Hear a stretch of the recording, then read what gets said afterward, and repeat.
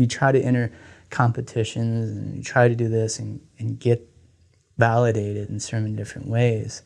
I think I got so rejected so many times that I didn't want, I was like, screw validation. I love doing it. I'm going to keep doing it. And how long did it take you to write the full script, the first draft? I started it like 10 years ago, the first draft. Maybe a good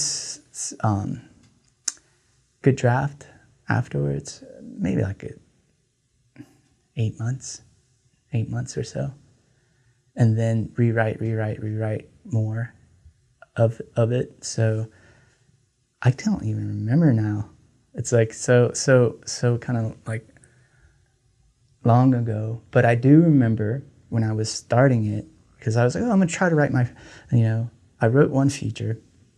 I was like, I'm gonna do this one. And then I got stuck, and I took one character and wrote a short film on it. And that short film became my first short film called Balloons Go Pop of it. So I used it as a way to kind of like have a sort of like a sounding board. I didn't have the pressure of like, oh, I need to finish it in 6 months or 9 months. I was just going through exercises of it and trying to figure my way out, even dialogue, even all the elements of screenwriting. So I was trying to just get better at it. And then that over time, I went back to the story and shaped it up until I felt confident that there was something there. And that was a 10-year process? From script to screen. From script to final shooting draft, probably 6 years, yeah. Okay, so you knew at that point then, this is something I'm committed to. If this story still interests me that many years later? Oh, I think so. If you ask my wife, and I think I was so stupid. I was like, hey, if I die, could you make this film, please? It's so dumb.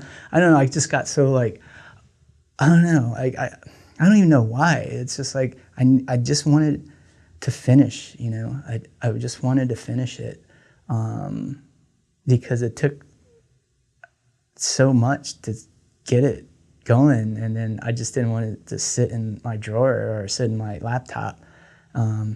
So, I enjoyed the characters, and I just wanted to kind of see it come alive. And again, that's a selfish thing I wrote something, I want to see it come alive, that kind of thing. And that's what I was driven at, because like I said, I love to quit things when it doesn't feel right, and this never not felt right. So I just kept going and going, and even though there were many moments of it's brutal. It's a brutal thing, and I want to kind of and not say there's a myth of things. There's a brutal stretch of each of the process to get it done. What are you doing with your life? How's this happening? How's the finance going? How are you going to make rent? What are you going to do this? What if you don't get to this festival? What if this distribute? All these kinds of weird things that you don't think about when you first start writing and going, oh, fade in. You don't think, then we're like, oh, it just leads you on. So the journey has been quite interesting. And, but sometimes when you see these things, you always see some person, all of a sudden they have a movie, and all of a sudden they get another movie and all this. And it just so happens, because I was there and going, how did this happen? It was like, but my thought was, if someone else can do it, let me deconstruct this. I could figure this out and do it. So my only thing is just trying to figure it out how to do it. So it's like, I found one side of the Rubik's Cube. That's what happened, and here we are, just ready, sadistically enough, ready to try to do another one. So there you have it. Is it really that selfish though to want to make it? I mean, going back to what we talked about, it's also selfish to want to be promoted in corporate America. So yeah. Is it really selfish? Maybe that's me just kind of like make me feel better. Because in the end, it is a lot of like trying to, play to your own ego, and figuring out and going, why do you want to do this?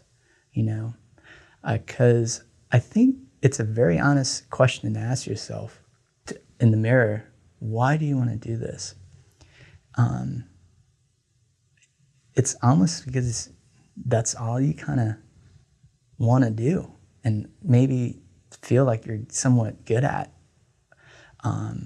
Not because if someone's telling you that you're good at it, is because you feel that it feels like you're good at it.